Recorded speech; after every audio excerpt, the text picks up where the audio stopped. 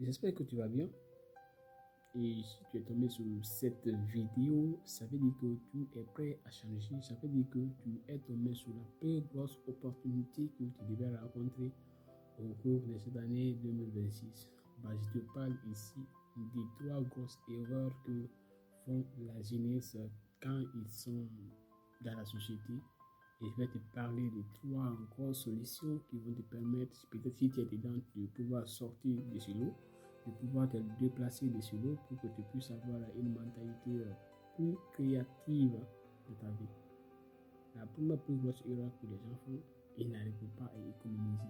Le manque d'économie. Aujourd'hui, quand ils gagnent tout, quand ils gagnent de l'argent, c'est pour manger. Quand ils gagnent de l'argent, c'est pour bouffer, c'est pour faire des sorties, l'ambiance, l'ambition qui va les détruire, qui n'arrivent même pas à économiser. C'est la plus grosse erreur que font les jeunes actuels. La deuxième plus grosse erreur que les jeunes font, c'est le fait d'être convoitisé par les yeux. Tout ce que les yeux voient, on doit acheter. Tout ce que mes amis achètent, je dois acheter. C'est la plus grosse erreur que les gens font. La troisième plus grosse erreur que les gens font, c'est le fait de ne pas respecter son calendrier annuel. Ils vont se planifier au cours de l'année. Ils se disent que au début de l'année, je dois faire ça en 2026. Tu vas le voir, il est déterminé pendant le cours de l'année, il est déterminé, il veut faire quelque chose. Mais quand le mois de février arrive et puis passe, ils vont oublier. Ils n'ont plus le courage de pouvoir faire ce qu'ils veulent faire. Ils n'ont plus le courage de pouvoir mettre en pratique tout ce qu'ils avaient mis sur papier. Ils vont même jeter le papier. Ça va faire des années, sauf à la fin de l'année, peut-être il va voir, il va payer son année, il n'a pas fait quelque chose, il n'a pas réalisé quelque chose. Ça fait mal. Maintenant, je te reparle encore des trois solutions peut-être que tu peux appliquer dès maintenant, que ça va changer. Le mois de l'année n'est pas fini d'abord.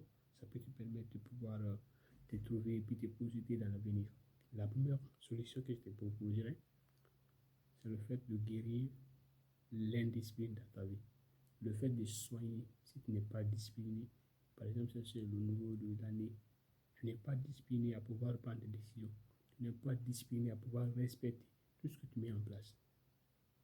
C'est de faire un cahier, un pic. Tu prends note et puis tu respectes tout ce que tu dois faire. Tu prends note, tu respectes tout ce que tu dois faire. Et si tu n'arrives pas à respecter, tu mets, écris. Le matin, quand je me réveille, c'est 5 choses. Je dois les respecter. Avant de partir à la fac, je dois faire ça. Tu accroches au mur. Là, quand tu te réveilles le matin, tu regardes comme ça. Après ta prière, tu regardes comme ça. C'est ce que tu dois faire. Tu regardes à côté, c'est ce que tu dois faire. Accomplir tout ce que tu dois faire. Que tu ne dois pas rater jusqu'à la journée. C'est là, si tu fais ça pendant 3 à 4 mois, 5 mois, tu es quelqu'un qu'on appelle quelqu'un qui est discipliné. Ça veut dire que tu es discipliné, que tu peux prendre des décisions maintenant à propre toi. Ça va t'aider de pouvoir grandir. La deuxième chose, pour pouvoir guérir la plus grosse erreur que les gens font, c'est le fait d'être éduqué sur le côté financier. Parce que si tu n'es pas éduqué sur l'argent, tu ne peux même pas garder l'argent. Quelqu'un ne peut même pas avoir confiance en toi pour te dire non, j'ai confiance en petit, je veux donner des millions pour qu'il puisse garder. Si tu n'es pas éduqué sur le plan financier, l'argent ne peut même pas durer avec toi. Ça ne peut pas durer. Quand ça vient, ça passe. Quand ça vient, ça passe. Il faut que tu sois éduqué. Et c'est là, ça demande une concentration très forte, une concentration personnelle qui va t'aider à pouvoir économiser. C'est le fait d'appliquer la méthode de 50-10-20. 50-30-20, je veux dire. 50% de tes économies doivent être en réserve. Quelqu'un qui n'a pas de réserve, aujourd'hui, si on l'attrape, il ne peut pas se sauver. Quelqu'un qui n'a pas de réserve, si on le condamne, il ne peut pas se sauver. C'est pas bon, c'est pas normal. Il faut avoir une réserve.